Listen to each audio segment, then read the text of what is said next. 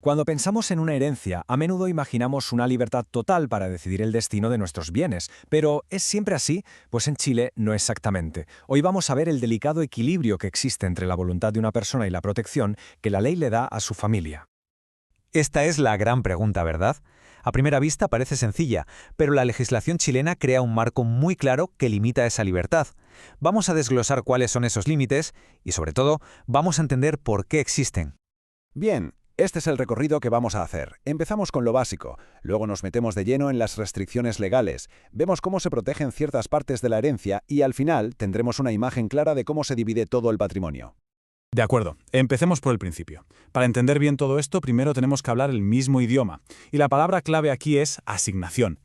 Según el Código Civil, una asignación es básicamente cualquier bien o derecho que se pasa a otra persona tras un fallecimiento. Lo importante es que esta transferencia puede nacer de dos sitios, o bien de la voluntad de la persona, expresada en su testamento, o bien de lo que manda la ley si no hay testamento. Y lógicamente, la persona que recibe esa herencia o ese bien concreto se llama asignatario. Es solo el término técnico para referirse al beneficiario. Ojo, aquí hay un punto crucial que marcan los artículos 156 y 166, la certeza. La ley exige que el testamento sea superclaro. No puede haber ninguna duda sobre quién recibe qué, porque cualquier ambigüedad podría hacer que esa parte del testamento se invalide. Ahora que ya tenemos la base, vamos al corazón del sistema chileno, a lo que lo hace diferente, los límites que se le ponen a la voluntad de quien hace el testamento. Y este es el principio que lo cambia todo. A diferencia de lo que pasa en otros países, en Chile la ley se mete para garantizar que los familiares más cercanos reciban una parte sí o sí, protegiéndolos para que no se queden fuera. El concepto clave aquí es el de asignaciones forzosas. Y el nombre lo dice todo, son partes de la herencia que el testador está legalmente obligado a dejar a ciertas personas. No es una opción, es una imposición de la ley para proteger a la familia. Y aquí encontramos algo muy particular del derecho chileno. Si un testamento no respeta estas asignaciones, no se anula por completo. Lo que pasa es que se puede pedir una acción de reforma del testamento y un juez lo ajusta para que cumpla con la ley, pero intentando mantener el resto de la voluntad de la persona. La ley define tres tipos. Primero, los alimentos que se deban por ley, como pensiones alimenticias. Esto es sagrado, tiene preferencia absoluta y se paga antes que nada. Y luego están las dos grandes protagonistas que estructuran la herencia, las legítimas, que es la porción blindada para la familia, y la cuarta de mejoras, que da un poquito más de juego. Vamos a ver estas dos en detalle. Venga, vamos a analizar la pieza más grande e importante de este puzzle, la mitad del patrimonio que está, por así decirlo, totalmente blindada por ley. La legítima es el pilar de todo esto.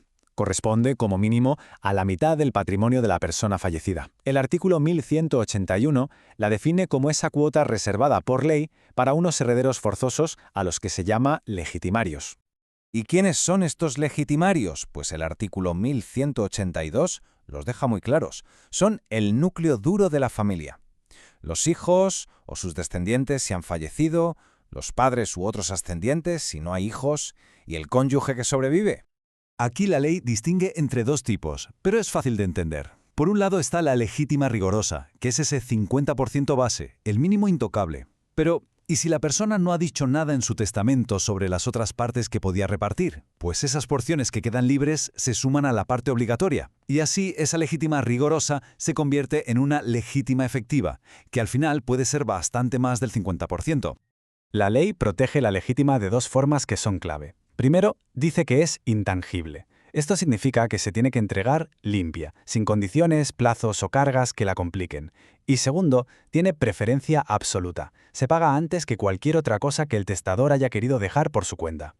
Bien, si la mitad del patrimonio es totalmente rígida, la ley también abre una ventana para que la voluntad del testador tenga algo de margen. Y ese espacio se llama la mejora. Es como una flexibilidad controlada.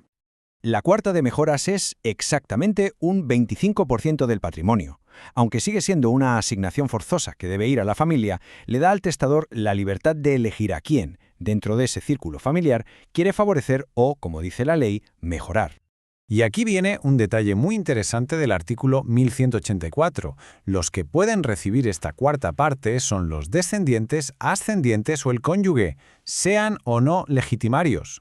¿Qué significa esto? Pues que un abuelo podría usar esta porción para beneficiar directamente a un nieto, aunque sus propios hijos, los legitimarios, sigan vivos. Da bastante juego.